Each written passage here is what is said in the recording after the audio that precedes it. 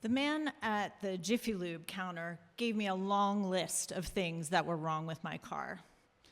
I kind of suspected a lot of it, and I told him I was planning on getting a new car. He said, "What's stopping you?" which seemed oddly direct and personal from the Jiffy Lube man. But I found myself explaining to him anyway. I was like, "I'm busy, and I haven't figured out the hoops to jump through to get a loan." And he interjected, "What? Tell your husband to get you a loan." Now, I was like, what century are we living in here? And I said, "I'm divorced. I'll get my own loan." And he said, "Yes, you'll get your own loan. You'll get your own loan." Twice, I think, to atone for his sexism. He reminded me of a date that I had had a few weeks before. And I was sitting at a bar with this man who I was meeting for the first time, and these men in their 50s on dating apps do a lot of talking, unfortunately. And this man was going on and on about how he's retired and he doesn't work, and I'm thinking, those are the same thing, buddy. And he's telling me about his rental properties, and then he says, "Are you looking for your knight in shining armor?" I was stunned, honestly. I looked into my drink and I said, "I learned a long time ago that the only person who's going to save me is me."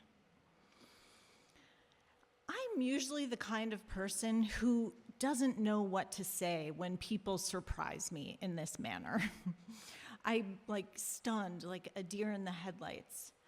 But I knew the answers to give these men because I had learned them from two other men. The first was my ex-husband. I had been married for 25 years to a man who was an alcoholic and who had a wicked temper and was emotionally abusive. But I felt stuck in that marriage. I felt bound by the vow that I had made. I felt bound by what I thought God expected of me. I felt bound by fear. And, I prayed to be rescued. I prayed that my husband would change. I wished he would leave me, but I just kept staying. And I stayed until it became too painful and too scary, and then I left. I got a protective order for a year. I was given full custody of our minor children, and I built a new life. I saved myself, and I did it with the help of a lot of people who loved me. Eventually, I started dating, and after about a year, I met the most wonderful man. He checked all these boxes that I didn't even know I had.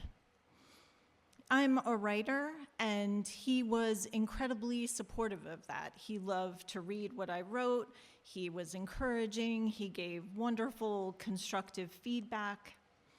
What was I going to do? I fell completely in love. And one night he said to me, "You know what you need? You are a person who needs to be supported as a writer, so you can just stay. You need a partner who will let you stay home so you can write. Every successful writer I know has a partner who does that for them." And in that moment, this fairy tale bloomed in my mind. When he broke up with me, I was absolutely shattered. It was one of the most devastating what now moments of my adulthood, because after so many, many years of things being so hard, I had finally started to see a future that seemed beautiful and hopeful, and now that had just disappeared. And that wasn't about not being supported as a writer. That was just about this man, and I had wanted to live my future with him.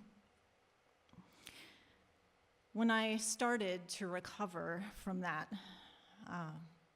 I thought a lot about what he had said to me. I thought about how, this idea that I needed somebody to support me as a writer. And then I realized, you know what?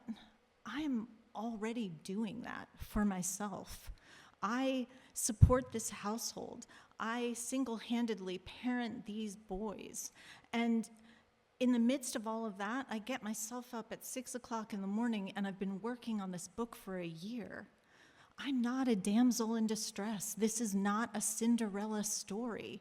Sure, do I want a fairy tale life where somebody loves me the way I should be loved? I still hope for that.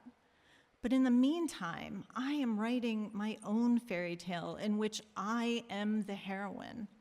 Also, I can get my own damn loan.